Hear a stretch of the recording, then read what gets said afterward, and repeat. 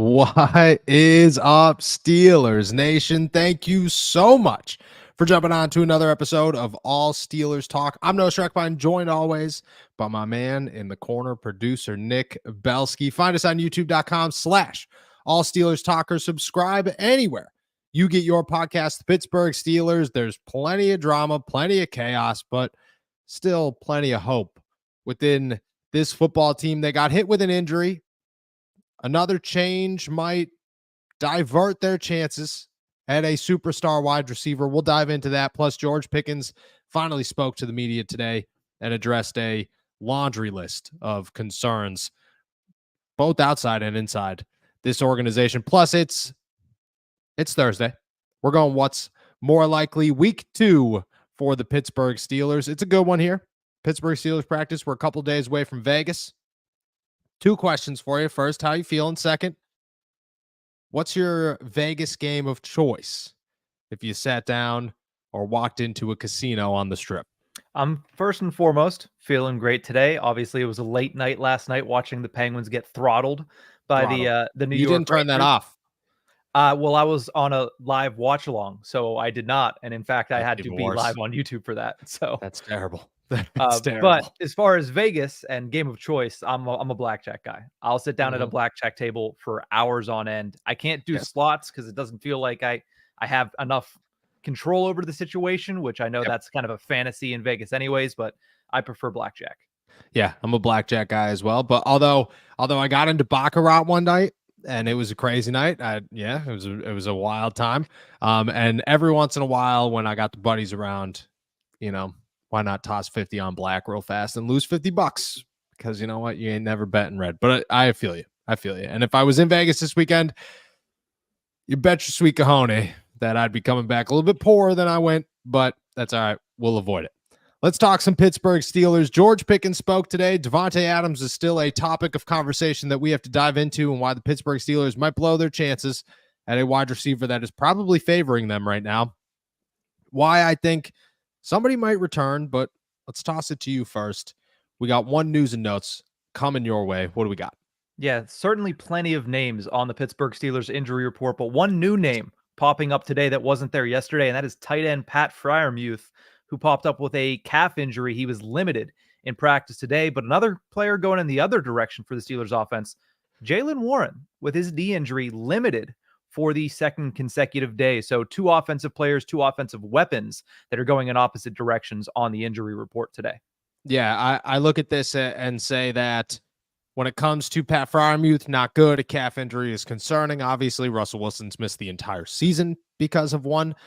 The fact that it happened during practice, also a concern. I wish I knew what was going on because I would have talked to Pat. I mean, Pat's a pretty open dude. He probably would have told me, no worries, nothing to be concerned about right now. We'll see what happens tomorrow. Thursday is a bit concerning because of the day of the week.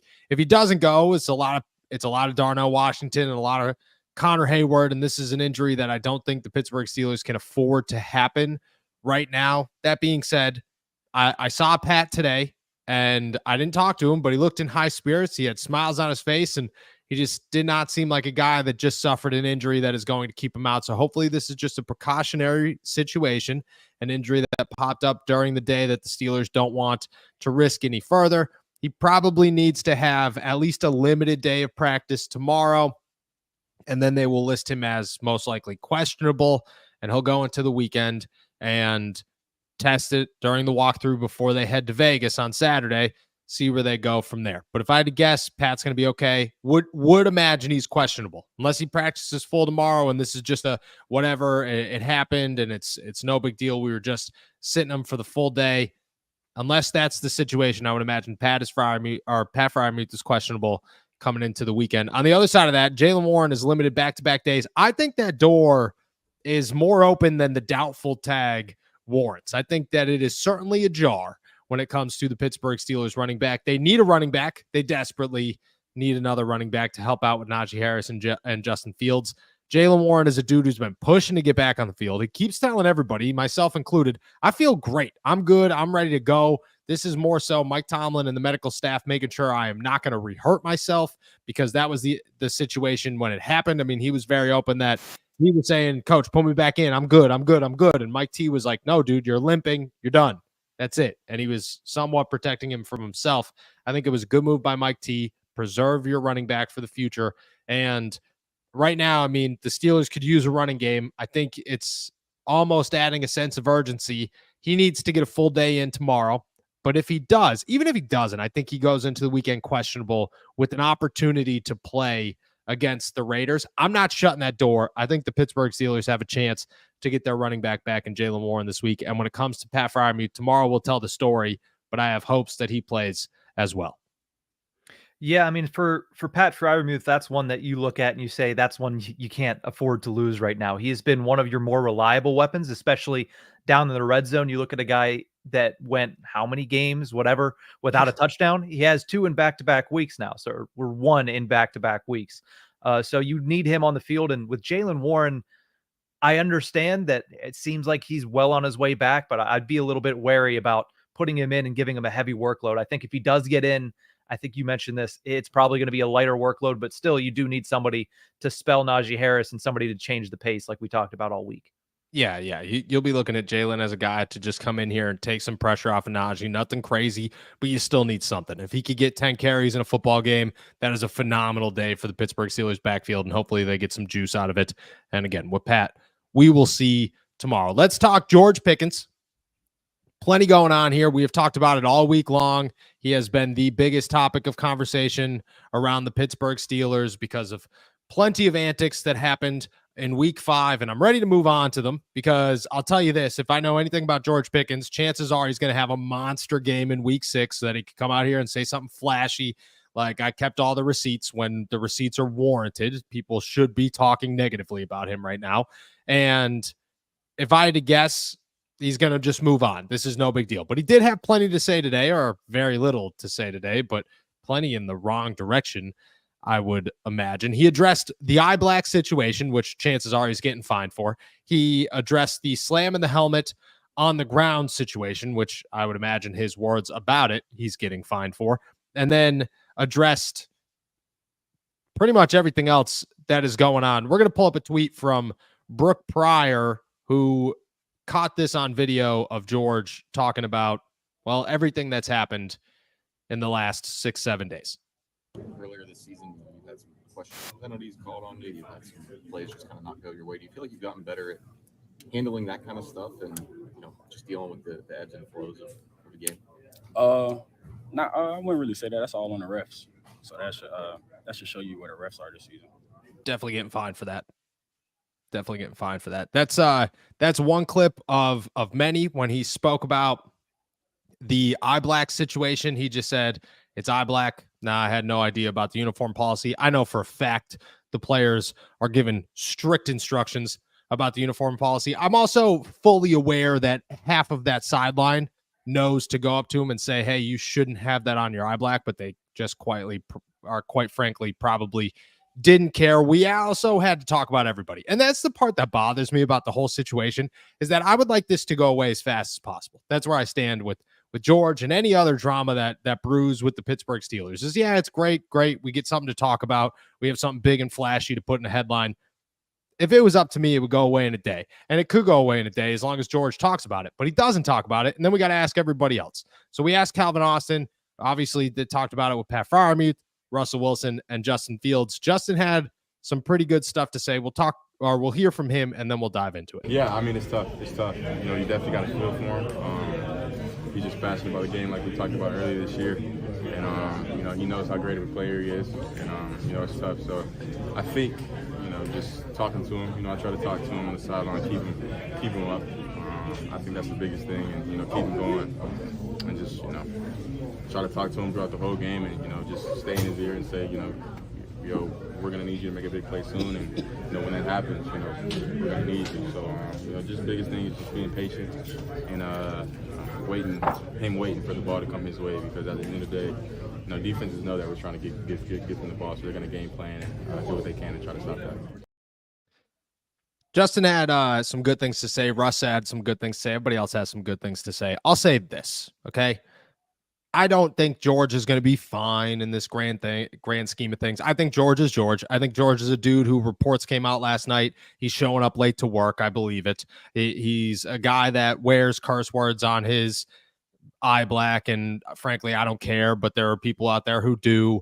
He's a guy who slams his helmet down, which again, that one doesn't really bother me either, but I think there are people that it does, and he's a guy that has temper tantrums, quite frankly, all the time, and then denies all of it, denies all blame, because that's what he's into. He's not a guy that's going to take accountability for anything. He never has been. I just look at it like that's who George is. I think we have to come to an agreement that this is who George is, that, okay, let's just accept it and move on. We talked in the offseason a lot about what George's future with the Pittsburgh Steelers looks like. Do you have a different outlook where we sit currently? The thing is, you would think that coming into this season, a lot of this would have been different. Right? In the past, you're saying, all right, these are first and second situations. You would think that now they got rid of Deontay Johnson. George is the guy. Literally, there's no other guys in the locker room. He's the guy. He's going to get the lion's share of the targets. You think he would take that and say, all right, I'm the new leader in this room. Unfortunately, that's not been the case. I mean, I don't know if that was kind of a fool's belief on my part, but I thought that there would be a little bit different this year, because I thought that he would see in year 3 that this team is building around him in the passing game. It doesn't look like he cares about that. He's still acting the same way. So I'm a little bit surprised that it has continued this way, and I'm surprised that it's getting worse and not better in the 3rd season of his career. Yeah, it does not surprise me at all. And it is a fool's belief to believe that, because quite frankly, all the signs were there. Like he didn't take accountability last year when any of this happened. He blamed us. He blamed the media. He blamed everybody talking. This year, he's blaming the refs. He's saying he could care less about the uniform policy. He didn't even know it was a thing. Yeah, he knew it was a thing. You know, he knew it was a thing. Everybody knew it was a thing. It's always been like, that's been the train the entire, I mean, it goes back to his college days. This dude's a 1st round pick, probably before Kenny Pickett gets drafted, if he doesn't have attitude issues and problems at Georgia, but he's got attitude issues and problems at Georgia. So that's where we are. I'll say this. I think the Pittsburgh Steelers are going to push it out this season. The whole trade for whatever, get rid of George thing doesn't really make any sense right now, because the Pittsburgh Steelers desperately need another wide receiver. Even if you go out and land that wide receiver, you still need George, because you need 2 of them. You're not going to just eliminate. You're not going to solve one problem, add another one. That doesn't make any sense. After this season, I have a very, very tough time believing the Pittsburgh Steelers are keeping George around. Very tough time believing that. If you're showing up for work, there are differences here, okay? Antonio Brown is the guy that showed up late to work. And once this report came out, I started making phone calls. Hey, give me I want the scoop of AB. I could care less about George. I want the scoop of what was AB like during this time. He was doing all the same stuff. The difference is Antonio Brown worked harder than any human being in that locker room at all times. That was the thing with Deontay. Deontay worked harder than any human being in that locker room at all times. He had his issues, but he also worked his butt off. George does not work. George does not put in that same work. George is a different person. He was born with the craziest talent of all time, and he's very well aware of it. Do I think George is going to be fine in the NFL? Yes. But if I had to guess, the Pittsburgh Steelers move on from George Pickens this offseason, and I don't really think they care what they get for him. I think they're just looking to move on, which is exciting, because the Steelers are going to get 2 wide receivers now instead of just 1. Maybe one of them is Davante Adams. We'll talk about him in a second here. But at least they're going to have 2 new names in that wide receiver core a year from now, which wide receiver is the most exciting position outside of quarterback. So that's very thrilling. But I have a hard time believing George is here to stay. I think the Pittsburgh Steelers are starting to move on from him already. I think they're pretty tired of the situation and where everything stands currently. I think the locker room is potentially starting to turn. I have none of this is fact, but I just get the vibe and have a sense that the Pittsburgh Steelers are ready to move on when it comes to GP. Where that continues, who knows? But for right now, let's put a pin in it. Let's cap it off and say George Pickens drama behind us for right now. If I had to guess, put him in your starting lineup in fantasy football, because he's about to have a hell of a weekend. And then he's going to say something slick like, this is everybody else's fault. And then 6 games from now or something, it's going to happen again, because that's what happened last time. But it's starting backwards. It went Kenny Pickett liking posts on Instagram about how Kenny Pickett sucks and saying stuff like that. and then deleting all your stuff and lying about it. Let's not act like he didn't lie about all of it. And then it was the big blow up that we had to address everything about. And then it was the, hey, this is the receipts. This year it's backwards. It'll be the big blow up, boom, and then it'll be little things along the way, potentially with a burner account that is commenting on our George Pickens videos that we're posting. All right, let's talk Davante Adams. And it's Thursday, so what's more likely? We'll dive into Davante real quick, and then we'll go to a break. Davante Adams, still on the market. The Pittsburgh Steelers appear to be still in. They're one of 4 teams. I've been told they are one of 4 teams. The New Orleans Saints, the New York Jets, and the Buffalo Bills. They sit in the same category as the Buffalo Bills, a team that has promise. The difference is Davante is a little skeptical, from what I've heard from sources, a little skeptical about playing in the snow. Not a huge fan about going to Buffalo and being freezing cold all the time. I don't blame him. I was in Buffalo for what felt like a century with Stephen Thompson last year. I was ready to get the hell out of there. Didn't want anything to do with Buffalo. I have been told the Pittsburgh Steelers are a real thing. This is where it gets weary for the Pittsburgh Steelers. There is a clear train of chaos happening in New York with the Jets. Things are not going great right now. They just fired their coach. Things are blowing up. You don't know what's going on. New Orleans just lost the one guy that was bringing Davante Adams to the New Orleans Saints. So you could probably cross them out.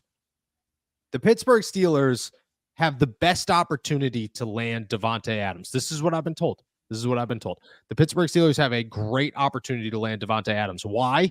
Because he is not playing this weekend, and instead will get a front row seat to what that offense can provide. And if they can provide some splash, if they could look like this is a team that is ready to do some big things, why would he not be interested in coming there? He's already interested in coming there. Why would he not make this the favorite? Hey, I want to go to Pittsburgh. Let's make Pittsburgh my destination here. I'm sure the Raiders, who just played the Pittsburgh Steelers, don't have to worry about him anymore. Ready to go. So there are two sides to this. Be cautious for the Steelers, where they can go wrong. The first side is they lose, and they look bad, obviously. That ends all hope. You lose against the Raiders, it's done. He doesn't want to come here. Why would he want to come? You just lost to the team you're playing, and he wants out of there because the team that he's already playing for stinks. You just lost to that team that stinks. The second one is, what if the Steelers offense goes out and balls, looks great, Justin Fields looks super convincing, hey, this is my team, I'm ready to go to Pittsburgh, let's make this happen, and then they bench him for Russell Wilson? Because this is what I've been told. This is the important part, is that Davante is definitely open to coming to Pittsburgh, but he's not sure about signing a long-term deal here because he's uncertain of the quarterback situation. And the whole Russ waiting to step in thing means that there is no clarity about what's going on in the future. The Pittsburgh Steelers have a chance to shut that down by putting on a great show with Justin and saying he's our guy. They also have a chance to say, yeah, Davante, you are spot on, actually. We have no clear direction, and this is a mess, and why would you come here? And the Steelers aren't going to trade for him if they don't think that they could get a long-term deal done. So where we stand today, the Pittsburgh Steelers have one choice. Two choices. If you want to put Russ out there and let him ball, fine. But the clear choice is to let Justin go rock, and if he does rock, you say, hey, this is our guy. We're rocking with him. And you say, Davante, come to Pittsburgh. Would you do it? Do you think it's worth a trade for Davante Adams? If that is indeed the case, yes. Because I don't think it's not like you're keeping in a quarterback in Justin Fields who hasn't proven that he can win football games with this team. So if that's the case, and if Justin goes out there and balls out, he should be starting anyway. Now, whether or not they're actually going to label him as the quarterback one, there's a question in our comment section right now that we will get to. I don't know if Mike Tomlin is going to do that at all before the bye week. But if Justin goes out there and plays well and Mike Tomlin says, all right, you know what, we're keeping him in for week 7 against the Jets and continues to kick this can down the road, I do think that Davante would still be like, okay, that's, listen, if he's performing that well, and that would be 2 of the last 3 weeks that he had performed well. Because I think when you look at Indianapolis, even though they lost, I thought Justin Fields was, as we talked about, one of the biggest bright spots. If he goes out there and does it again in Vegas, I think that goes a long way in having Davante be okay with a trade to Pittsburgh. Now, of course, he's not the end-all be-all. There has to be a trade. The Raiders have to get back what they want for it.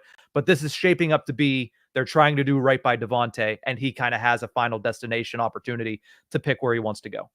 Yeah, I agree with that. If you continue to kick the can, but it's Justin, whatever, at that point, we could all kind of pick up on the signs. They could kick the can all season long. I care less, as long as they're not changing quarter. But if they go into Tuesday and they say Russ is our dude, doesn't matter, that's where it kind of gets, that's where it's like, oh, okay, well, now it's an issue. Now you just messed up. Now that's the problem. And I mean, I'm not saying it's the end all be all, because the Raiders get to make that final call, but it's not the best spot to be sitting here and saying, yeah, Davante, look at this. Look at how good Justin was. We just benched him. Like, Justin, the 25-year-old who could be the future of our franchise, just benched him. So, yeah, you could come here, but next year a rookie might be thrown to you, or it could be like Mason Rudolph. We have no idea. To be really honest, Kyle Allen's the only guy that we feel confident is going to be back next year. So that's where we currently stand. Yeah, I agree with you. I think you could keep kicking the can down the road as long as Justin remains the guy and has a good game. I agree with that. I think once you make the drastic change to Russ, that's where that conversation, at least on Davante's side, because Davante doesn't make the final call, but he probably has a good input on it.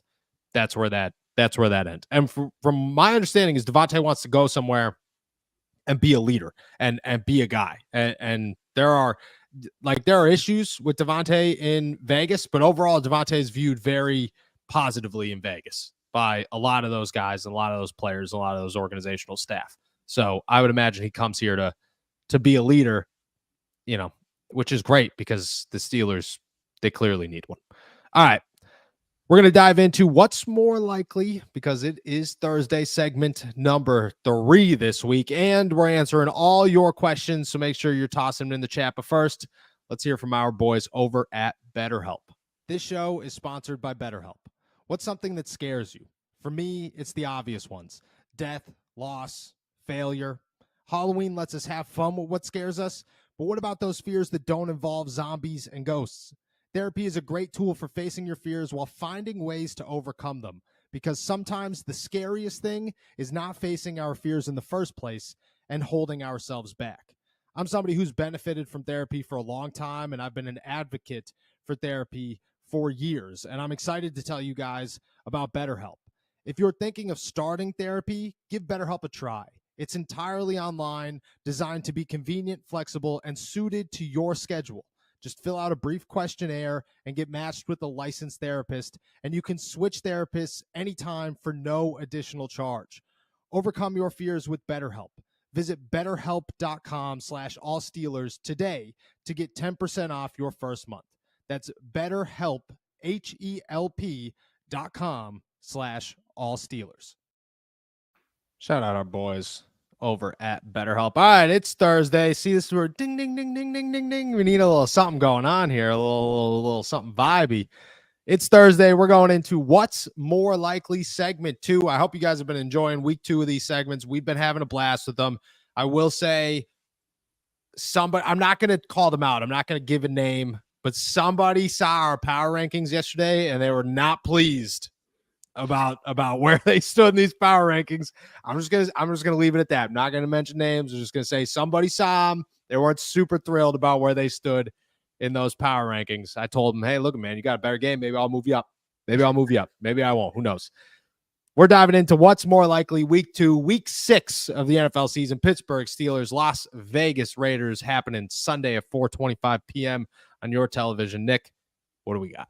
Yeah, let's start with what's more likely. George Pickens, big topic of conversation today, obviously, is traded this season, or Najee Harris surpasses his career high of 1,200 rush yards. He's currently on pace for 917.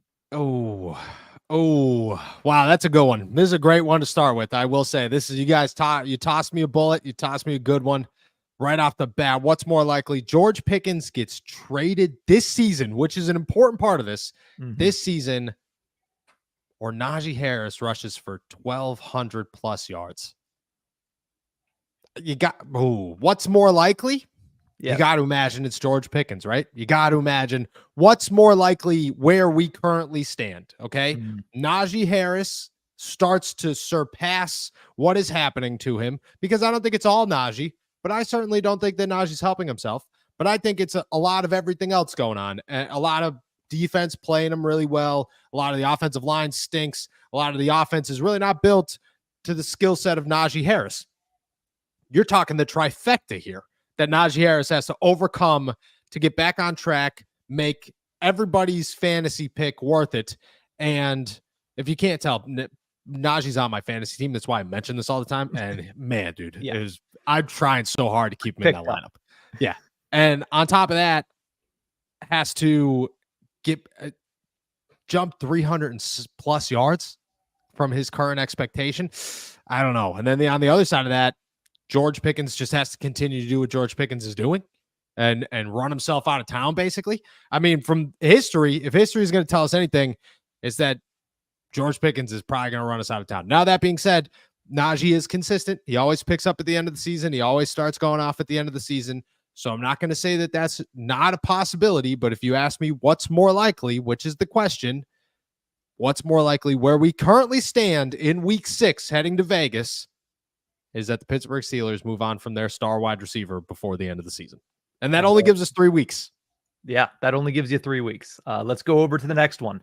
What's more likely? Pat Freiermuth, and this was made before we learned about his injury, has a 2-touchdown game, or the Steelers score a defensive touchdown.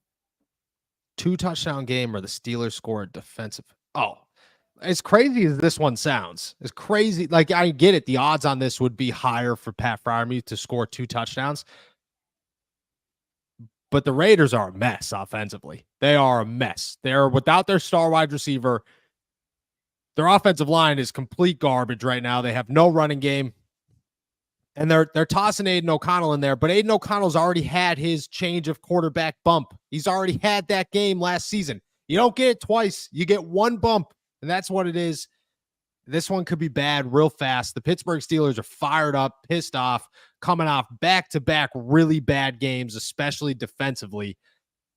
I could see this as a Minka shows up. I could see this as a Dante Jackson gets one, takes it to the house. Deshaun Elliott is due for something crazy. Patrick Queen might come up with something. I could see that happening.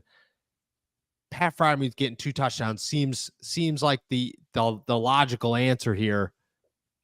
But I think where we stand, what's currently happening with the Pittsburgh Steelers and how angry they are, and also how poorly the offense is played, I'm going defensive touchdown on this. I'm feeling good about Aiden O'Connell coughing up that ball near the end zone. Let's jump over to. Ooh, let me ask this: does a safety count in this? I want technicalities. I have score a defensive touchdown. Oh, okay, okay. I'm still sticking with it, but I just wanted to know. Okay, there you go. Let's go over to who's more likely to have a 3-sack performance: Max Crosby or TJ Watt. It's unfortunately Max Crosby. It is unfortunately Max Crosby. Look at TJ Watt is. If you are the Las Vegas Raiders, you can put all 5 guys up against TJ Watt this week and say, okay, somebody block Cam Hayward, somebody block Keanu Benton, and somebody block Larry Ogunjobi. The rest of the offense, everybody except for maybe one wide receiver, who cares? Doesn't matter. Go block TJ. That's what you're going to do. Tight ends are only going to be lined up over TJ. Running backs are only going to be lined up on TJ's side. I couldn't even tell you who's going to start on the other side. It's going to be Jeremiah Moon and a bunch of people I don't even know. So it's not looking good over there. Maybe they're putting Isaiah Loudermilk out there. Isaiah Loudermilk is not flexible enough to run off the side of the edge and say, I'm going to get around a defensive or an offensive tackle. No, that's not good. I like Isaiah Loudermilk. He's not an outside linebacker. That is not his position. Max Crosby is facing a Broderick Jones that is struggling bad. I could see him having a game. And let's not, like, this is not comparing like, oh, TJ Watt is the greatest defensive player in the NFL and Max Crosby some schlump. Like, no, Max Crosby is top 5 defensive players in the NFL. TJ Watt might be number 1, but I mean, Max is going up against most likely easier competition. I'm going Max. Don't feel good about it. I'm going Max. Let's go over to what's more likely: Russell Wilson or Najee Harris will sign an extension in Pittsburgh. So who is more likely to sign that extension, Russ or Najee? This is an easy one. This is the easiest one you've thrown at me, to be honest with you. It's Russell Wilson, because all Russ has to do is claim that starting job, win a couple of football games, and boom. The Steelers look at him and say, well, let's run it back. Let's run it back with Russell. Let's look at the Steelers' history with Russell Wilson. Okay. They lied. This has come out the other day. The Steelers pretty much lied to Kenny Pickett, which we were told that. Remember when we were talking about this in the spring, talking about, the Steelers view Russell Wilson as a backup to Kenny. And then it emerged that like Mike Tomlin made this big promise to Russell Wilson that he's the starting quarterback and he's going to be our guy no matter what the situation was. Like the Steelers have already ran one quarterback out of town. They refuse to commit to their other, who is definitely better than the first one, all because they are very sold on Russell Wilson.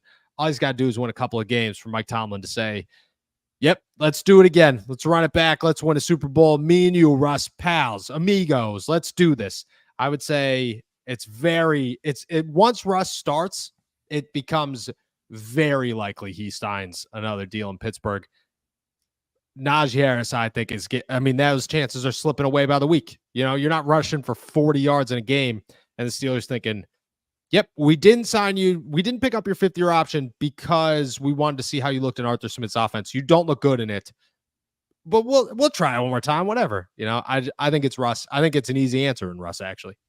All righty. What's more likely? The Steelers score 20-plus points in every single game before the bye week, or Roman Wilson plays before the bye week? That's a good one. So they got Vegas, then they got the Jets, and then they have the Giants. So yep. I would imagine 20-plus points against Vegas. I would imagine 20-plus points against the Giants, especially because they just lost Kayvon Thibodeau. The Jets are a tough one because the Jets look like a dumpster fire, but their defense looks good. You know, you fired Robert Saleh, who was a defensive coach, so maybe it gets worse, especially with your defensive coordinator now becoming a head coach, which means that he's got more on his plate, can focus less on the defense. Maybe it works out. The other one, Roman Wilson, though, I still don't think Roman's close. I don't think Roman's close to getting on that field. I just don't think the Steelers want him to be on that field right now. I don't know why. Mike Tomlin does not see football the way we see football. Maybe that's why he's the longest, winning head coach in the NFL right now. Maybe it's why he hasn't won a playoff game in 7 years. I have no idea. I'm going, what's more likely? The Pittsburgh Steelers score 20-plus points in all three of these games. This week is 20-plus easy. There's no questions about it. This is the George Pickens had a lash out, and now he's going to come back and ball out. This is the defense is pissed off, so maybe they score a touchdown. This is that game. And the other team just changed quarterbacks. You're not getting a bump. You already got the bump. This is that game. The Giants are the easiest game. I mean, before the bye, the Steelers are going to be fired up. That's 20 points. The Jets could be a tough one, but I'm going to put my faith in that over Roman playing before the bye week. All righty. We got a couple listener inclusions here for what's more likely. Sean says, what's more likely? Justin gets 3 touchdowns or Najee finally gets 1? I got to say Najee gets 1. I'm thinking Najee scores this week. I looked at it. I looked at him this week. I looked at the Steelers bets and everything when I was going through the DraftKings Sportsbook app, and I was just thinking, like, Najee's got to get in there eventually. You're not going to go a full season as a running back without a touchdown. That doesn't happen. Week 6 is probably as long as you could push this out.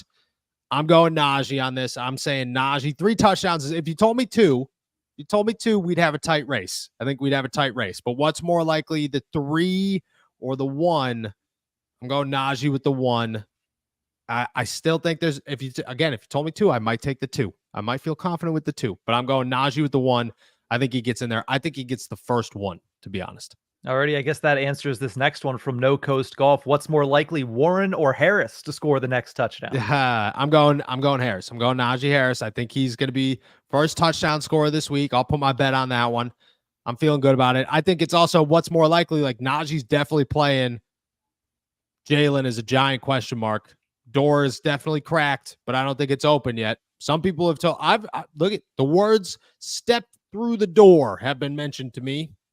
Not going to say by who, but have been mentioned to me. So I think Jalen has a chance to play, but I'm going Najee on this. I think Najee scores the next touchdown. Between those two, what's more likely? I'm going Najee. I think the Steelers want to get him involved and get him finally going after a couple of bad games.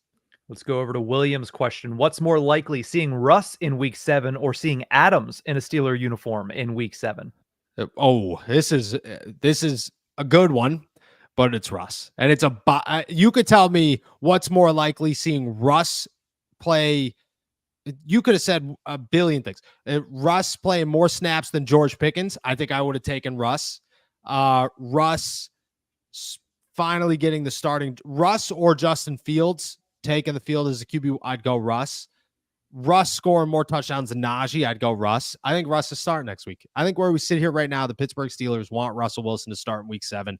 I think they're nuts for it. I think they're absolutely lunatics to do so. I think it's only Mike Tomlin. The way Arthur Smith speaks, especially today, the way Arthur Smith speaks about Justin Fields just makes you think that he wants Justin on the field, that he sees the potential in this kid and he sees what he can do in him. I just get that vibe from Arthur Smith. I think Mike Tomlin's the only one sitting around going, Russ, just patting him on it. It's okay, buddy. You're going to get out there. And I like Russ. I think Russ is a good dude and a good player. But I think Arthur Smith wants Justin out there. I think the players want Justin out there. Not saying that they're picking between the two, but I think they see how far they've already come with Justin. That being said, Mike Tomlin makes all those final calls, and I think he's going Russ. I think he's going Russ in week 7. We got 2 more what's more likelies from the listeners that we're going to go to. Let's start with Eddie the Great here. More likely, Boz hits from 60 plus or TJ pulls a hat trick against the Raiders. I'm going Boz hits 60 plus. I think that one's indoors, Vegas. Yeah, I mean, why not gamble a little bit? Why not just take a little shot, roll the dice with Chris Boswell from 60 plus? I'd go Boz 60 plus on this. The hat trick would be nice. No doubt about it. The hat trick would be great to see. But again, you are lining up across from Jeremiah Moon and a bunch of dudes that nobody knows about. The offensive line is not, I'm telling you right now, 90's got a jersey on the Vegas practice squad. That other guy across from him who's wearing 48 and I think 17, they do not. And they're not going to all week long. The Raiders care less who it is. They're focusing on TJ Watt. Alrighty, and let's close out what's more likely week 2 with vibing with the dogs. What's more likely? Minkah Fitzpatrick gets an interception or the Steelers run a trick play and Boswell throws a pass. Oh, man. Bad memories. Bad memories. I'm going Minkah interception on this one. I think at some point Minkah's going to get a pick. I'm not concerned about Minkah's interception woes. I'm just not. Like, other guys are coming up with turnovers. The defense is coming up with turnovers. Like, if the Steelers defense had like 10 sacks a game and TJ Watt didn't have one of them, nobody'd be freaking out about TJ Watt. So I think I feel the same way about Minkah. But that being said, what's more likely between these two?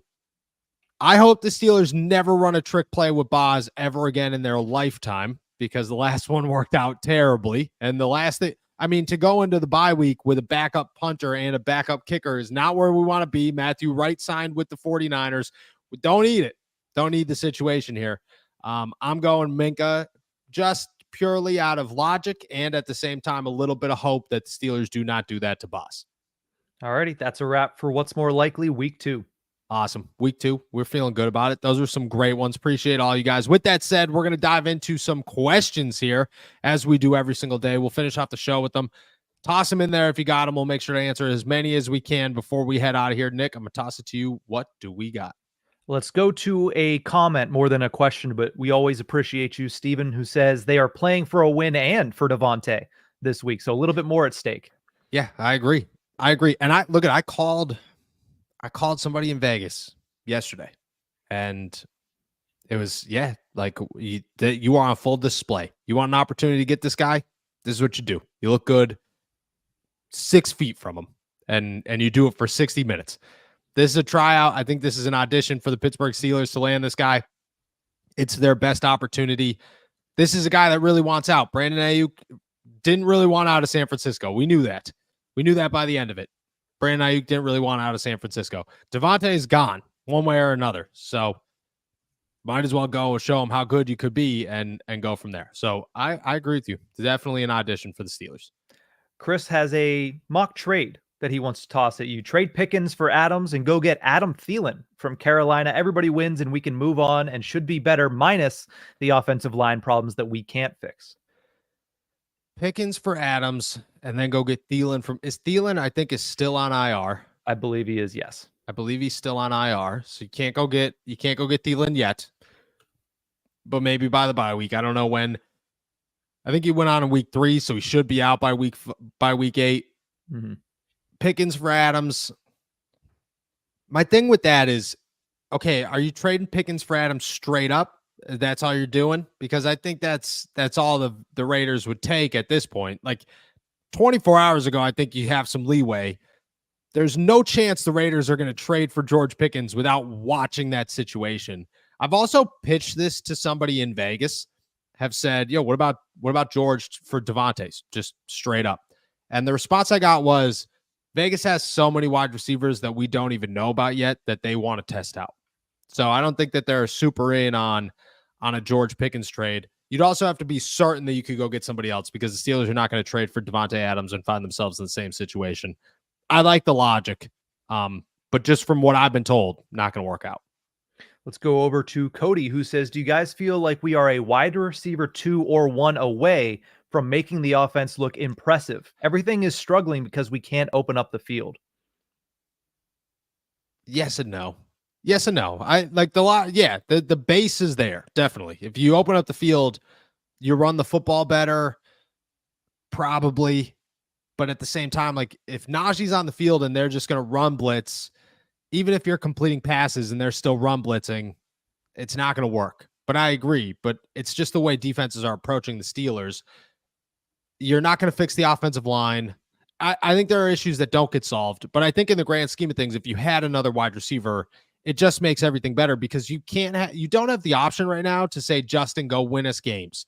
Go put up 30 points because we need 30 points. Just go do it. You don't have the option right now because you have one guy to throw the football to, and then Pat Freiermuth and a bunch of people who have a couple of opportunities but don't have a bunch of opportunities. And it makes things that if you had a wide receiver 2, think about what happens, the domino effect of this. You go get a wide receiver 2. Now you got George and another one. Got to focus on both of those guys if you're the defense. Opens up Calvin Austin, because right now nobody's paying attention to Van Jefferson because there's no reason to, so they'll focus on Calvin Austin. Opens up Calvin Austin. Opens up Pat Freiermuth. Opens up Darnell Washington and Connor Hayward even more. You saw what happened this past weekend with Connor Hayward because nobody's focused on that guy. That is a guy that can run crisp routes and get open, but the defenses aren't attached to him. Right now, they're saying we got to shut down the options that they have, and the options that they have are Calvin Austin and Van Jefferson, and they don't have to put a bunch of bodies out there. If you could get rid of some bodies, put them on another wide receiver 2, you'll open up the rest of the floor, and I think that you could work with that right now. So I agree with you. Right now, they don't have that option. I think if you could get that, the domino effect would work itself out, yes. Let's skip to a few comments from Vibin' with the Dogs. For one, he says, if Russ flounders week 7, then Tomlin needs to be fired, because Russ hasn't practiced with the ones since the beginning of September. Followed it up with, put in Kyle Allen. No, don't put it in Kyle Allen. Although that one pass, phenomenal. Chef's kiss. With the first one, yeah. I mean, I think the Tomlin thing goes on him. This is the only organization in football that Mike Tomlin can make that call. Russ could look really bad, and the Steelers would just ignore it as if Mike Tomlin didn't just make a disastrous mistake. They're the only organization in football that would do that. But it should all be on Mike Tomlin if they do turn to Russ. If Justin looks good, if they turn to Russ and Russ does not look good. Let's go to Bet Visuals, who says, do you guys think Beanie Bishop is someone who the Steelers will keep on the team once week 8 approaches and Cam Sutton comes back into the fold? Yes, I do. I think they'll keep them both. Beanie's a good special teamer. He's a guy that you want around. Another team will pick him up. You don't want to lose him.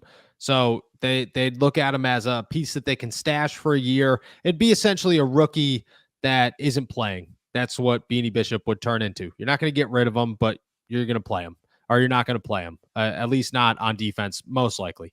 So, yeah, I do think that they keep him all season long, and then next year they see how good he can get, or if he can become more involved in the defense, so on and so forth. I think he's a piece that's here all season, and I wouldn't give him up. I think he's got the upside that you want to stash him on your roster. Speaking of Cam Sutton, Thomas wants to know, what kind of boost should we expect when Cam Sutton comes back?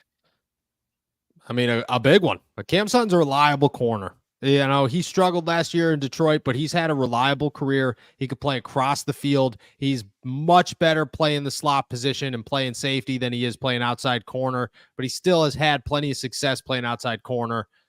I think the Steelers defense gets a pretty big boost. You get a third corner there. Hopefully you get Corey Trice back, so you get another one. You get a starting slot / nickel guy, and you get somebody who could play safety in times like this when like Damontae KZ isn't going to play this week. So you would want a Cam Sutton out there. So I think a massive boost. I think Cam Sutton adds a ton to the Steelers defense once he's back after the bye week.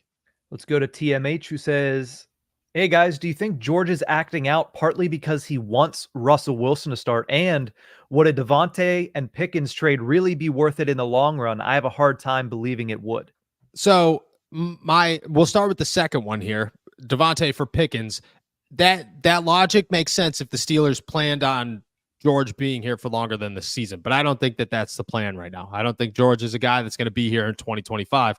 So therefore, who cares? You know, if you're going to trade George for Devante, you essentially have a rental piece either way. If you don't have to give up draft picks, whatever. I'm not saying that's going to happen. I'm just, giving my opinion on that situation. When it comes to George acting out, I think George has known Justin Fields since high school, and they've played together since high school in 7-on-7 camps. So if I had to guess, he wants Justin out there. I don't think it's for the Russ situation. He hasn't really practiced with Russ, so he doesn't really know. And again, him and Justin have a relationship. I think it's more so just George acting out because that's what George does. Let's go over to Deluxe Skittles, who really just wants to plant their flag saying, I still don't think Justin Fields is the problem. They are not, or he is not. Justin Fields is not the problem. He is. I mean, the Steelers in week 6 or week 5 had every problem that you could possibly have. The only one they did not have was a quarterback problem. And the thing is Justin didn't play a great game, but think about this. If Russ was not on this roster, okay, if Russ was not in Pittsburgh this season, Justin Fields goes out, misses a couple of open guys, but overall has a pretty okay game. If he hits Connor Hayward, and honestly, that pass hit Connor Hayward's hands. Like, I'm not putting that on Justin. Catch the football. And I'm not putting that on Connor Hayward. I don't think that was an advantageous situation for either party involved. But if Russ is not on this team, nobody is complaining about the way Justin Fields is playing. Nobody's even thinking about it. They're excited about the step forward that the quarterback position has made in Pittsburgh. And then they're focused on Arthur Smith calling bad games, Najee Harris not being successful in the running game, the offensive line stinking, and George Pickens having lash outs. That's what we're focused on. If Russ is not here, the narrative is totally different. I don't think Justin is playing poorly at all, and I don't think he's part of the problem. Could he be better? Yeah, but so could everybody else. So I would say I agree with you. Justin Fields is not the problem in Pittsburgh. Let's jump over to Marlon Lewis, who says, speaking of wide receivers, does Romeo Doubs make any sense? I think he does. You gotta be concerned about adding a guy that just got suspended for conduct detrimental to the organization.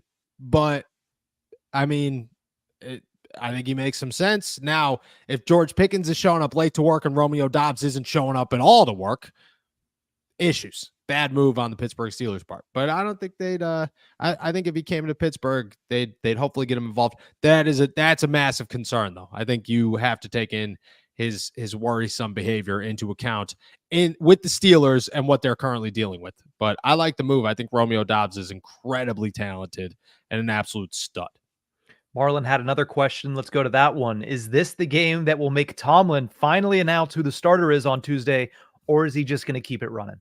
Even if Justin stinks, this is a next Friday situation for the Pittsburgh Steelers. That's what this is. Next Friday, nobody make plans for next Friday afternoon, and make sure that you are checking the clock and checking si.com/NFL/Steelers and this podcast, because we will be right here, right on it as it gets announced at probably 2:30 in the afternoon, 3:30 in the afternoon. That's what will happen. Mike Tomlin will bring the media outside, put them in a circle, and say, so-and-so is our starting quarterback. But it will be next Friday. It will not be Tuesday. Let's go over to Ryan, who says, do you think things would have been different for George Pickens if he had gotten some time to play with Big Ben? No, I don't. I don't.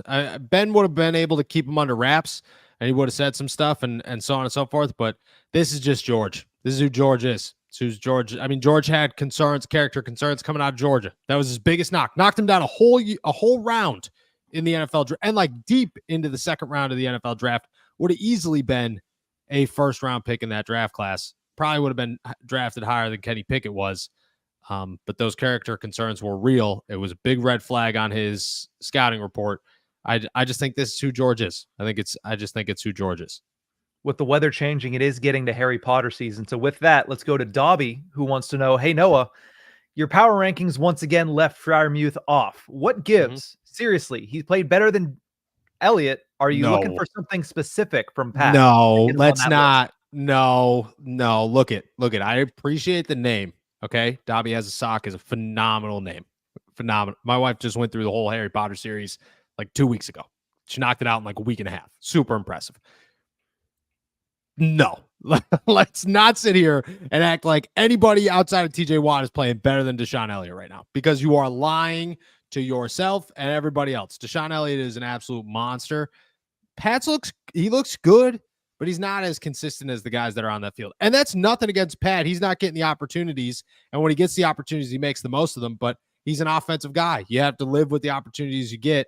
And Pat doesn't get a ton of them. So it's not a knock on Pat. Certainly not a knock on Pat, but he did not play better than Deshaun Elliott. He didn't even come close. It is hard to knock on Pat. I think there's 3 targets that have gone his way that have ended up not being receptions. So he's having a good season, but again, great season. Quantity needs to get up with the quality. Yeah. It's not on him. It's on the offense. It's on the offense. That's exactly. It's like saying, oh, George didn't have a good game last week. Or Calvin Austin didn't have a good game last week. It's like, okay, yeah, like they didn't get the football. So, but also power rankings, 5 of 53 players are on that list. So Deshaun Elliott is the second best. Yeah. He could definitely be top 10, but he's not Deshaun Elliott. Nobody's Deshaun Elliott right now, except for TJ. Let's go over to Ghost Cam, who says, what's the deal on Alex Highsmith? Any updates? Yeah, actually was a limited participant in practice today, which is a step forward. I've been told week 7. They're aiming for week 7, a return for Alex Highsmith, which is very needed. I hope that they get it. That would be huge for the Pittsburgh Steelers, but I've been told week 7, that's when they're aiming for. We'll see kind of what happens. Next week, I would imagine he continues to ramp up tomorrow, and then next week, hopefully gets a couple of full days of practicing. Let's go over to Vibing with the Dogs, who says, Noah and Nick, what kind of cat should I get? And should I get a boy or a girl cat? Get a boy. Girls are nuts. That's just it is. I don't know what your cats are, Nick, but I got both. I got boys and girls. The boys are super calm and they only just fight. They're not here to ruin things. Girls ruin everything. They want to claw things. They want to throw up all over the place. They want to climb up curtains. They just seem like the miserable ones. They seem like the scary ones. See, I lucked out. Everything was to a T except for who destroys more stuff. The girl cat actually just likes to do her scratcher, which I'm so thankful for. But she is still a psychopath. But I would say go boy cat as well. Let's go over to Raider Clan, who wants a little scouting report here. Is Najee Harris struggling this season?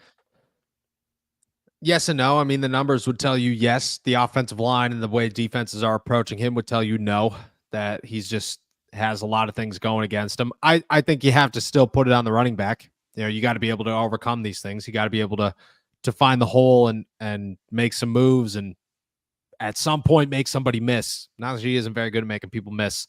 I would say it's both right now. I wouldn't say he's struggling, but I would say he's got a lot of factors, including himself, working against him. Let's go over to Chris P, who says, how do y'all feel about trading for Christian Kirk and having him be the number 2 for now, trading GP after the season, and then drafting another receiver in next year's draft? I don't like the Christian Kirk. He's too expensive. And he's got like big cap hits over the next couple I don't like the Christian Kirk move. I do like trading for somebody and then trading GP after the season and then trying to get another receiver. And I think that's what the Steelers are going to do. I think they're going to try to get Davante Adams right now. After the season, they'll trade GP. They'll probably add a wide receiver either through free agency or the NFL draft. They'll hope Roman Wilson comes on and Calvin Austin has one more year left in him. and that they'll rock with that. That'll be their 4. I think that's the plan for right now. Christian Kirk is too expensive. In my opinion, Christian Kirk's too expensive and hasn't really put up a ton of a ton of numbers. So I'm going no on this, but I like the theory outside of Christian Kirk. Let's go over to Carl Spackler, who says, did we make a huge mistake getting rid of James Conner when we did? He and Warren would have been a great pair. James Conner wanted out of here. Let's be honest. That goes both ways. James Conner wanted out of here. He was tired of being the cancer kid from Pittsburgh, and I don't blame him. You could tell he was kind of burnt out from the way he was perceived here by the time he was ready to go. So I think James Conner wanted to go. All the credit to James Conner. He's turned this career into a great one. I'm happy for him. He's a good dude. So I'm happy, but I think he wanted to leave either way. Let's go to Eric, who wants to know, how do you feel about going up against Robert Spillane with the Raiders? Can I tell you a hilarious story? Please. Okay. This is going to make me look like a complete dick. And in the moment, I wasn't meaning to be. Okay. It's just my sarcastic personality that comes off terribly sometimes. So training camp 2 years ago, something like that. We're in Latrobe. He's after practice. He's like running wide receiver drills for some reason, running deep. And like, I like Rob. Like I thought we were cordial. I thought we were friendly. So I thought this was cool. He's running. He puts his hands out. The ball hits off his hands, hits off his face mask, and hits the ground. And I looked at him and I said, "Oh, Rob, that's why you're not a wide receiver." And he was pissed. He got right in my face. He's like, he starts cursing at me. I was like, I didn't say anything. I was like, all right, sounds good. Like, I walked away. Chris Carter, podcast host Chris Carter, standing right next to me. He's looking at me. He's like, I was like, I don't know, man. I don't know. I don't know what just happened there. That being said, next day I went up to her. I said, "Well, we good?" He hugged me. He was like, "Bro, I'm so sorry, dude. I lost it." I was like, yeah, you should not do that to people because that was terrifying. But it was a scary moment. Made me feel real. You know, for a moment I was like, dude, I didn't piss myself in front of an inside linebacker. And that's a feat because there is nobody crazier on a football field than a linebacker. That is the biggest truth ever. What you didn't know is there was a $500,000 bet on whether or not he'd catch that route. So he was just a little angry. It could have been a billion things, dude. He was just like, yeah, I was in a bad mood. I'm like, dude, go weight some weights or something, man. Like, what are you do? Don't take it out on me. Like, what are we doing? But yeah, I'll take the blame for that. Shouldn't have, no one to crack a joke. No, don't mess with inside linebackers. That's the lesson here. Not in the middle of practice. Never. Let's go over to Caleb Campbell, who says, what are you most excited about seeing this weekend besides hopefully a win? Justin Fields, I would say. That's the biggest thing. I want to see Justin Fields play. My eyes are still on quarterback watch. I want to know what happens. I want to know where the future is. I want to know what the decision is in week 7. So I would say Justin Fields is where my eyes are, or will be where my eyes are. Mm-hmm. And then, the wide receiver, everything. What's Davante Adams doing on the sideline? How's he looking? Who's he looking at? Who's he smiling about? Those would be the big things. I'm sure we'll get plenty of camera angles. But yeah, I'm still on Justin Fields watch for sure. Kuz wants to know, hey guys, what's up with Broderick Jones? I watched the tape. He was horrendous. If Russ does play, he's going to get killed. What are your thoughts? Broderick is not playing well. It's definitely a pretty big issue where the Steelers stand right now. I don't know how you fix it. I don't know what the issue is. Like, you look at the film and you just say everything is off. His fundamentals are off. His footwork's off. His reach is off. There's just no power behind anything. He's not stable out there. It just doesn't make any sense. I don't know what happened to him. I don't know why the regression took place. That being said, a sophomore slump in the NFL is a real thing. Got to acknowledge that. That happens all the time to players. I don't know how you fix it. You got to fix it. You got to at least try to fix it. I'm lost for it, but he would get Russ killed. I think that offensive line should make anybody pushing for Russ very nervous. We got a couple more to get to here. Thomas wants to know, are you surprised that Peyton Wilson hasn't done more? I thought Peyton Wilson played very well against the Dallas Cowboys. Very well, actually. I think can you pull up his stat line or what his stats have looked like? There's one play where, everybody wants to talk negatively about Patrick Queen. Go watch Peyton Wilson hit the hole on, I forget what it was. I forget what the play was, but it's an outside run and Peyton locks it down instantly and makes a tackle behind the line of scrimmage. It was beautiful. And that's what everybody's looking for Patrick Queen to be doing. I think Peyton's looked pretty good. Yeah, you look at last week against Dallas, he did have a career high 9 combined tackles, Yeah. 5 of them solo tackles against the Cowboys, which is 3 more than his previous high, which was 6 the week prior. So he's certainly been coming on in the last couple of weeks. Yeah, he looks good. You got a friend there in the Yeah, I can see him the now. live stream. Gotta love it. Only on All Steelers Talk. All right, let's keep it trucking. We got Marlon Lewis who says, Noah and Nick, how do I get y'all to join my TikTok live at some point? Look, dude, I would love. I'm always trying to jump on everybody's live, everything, and do my part.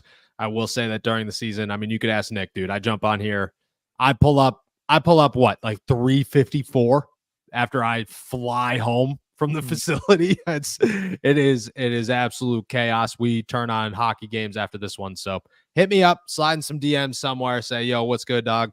Let's do it here. Let's do it there. And we'll try to make it work. Can't promise anything during the season, but again, I will try. I will definitely try. That's a wrap for today then. Awesome. With that said, guys, we are heading out of here. Thank you so much for jumping on to another episode of All Steelers Talk. Make sure to subscribe to us on YouTube, youtube.com/All Steelers Talk. Check us out anywhere you get your podcasts. And as always, find all of our work at si.com/NFL/Steelers. We'll be back tomorrow. Plenty of injury news, including Russell Wilson, Jaylen Warren, and potentially the return of some big names, and obviously Pat Freiermuth watch as we move forward. Plus, we'll be making our picks and answering all of your questions. With that said, enjoy another beautiful day in the Berg. Peace.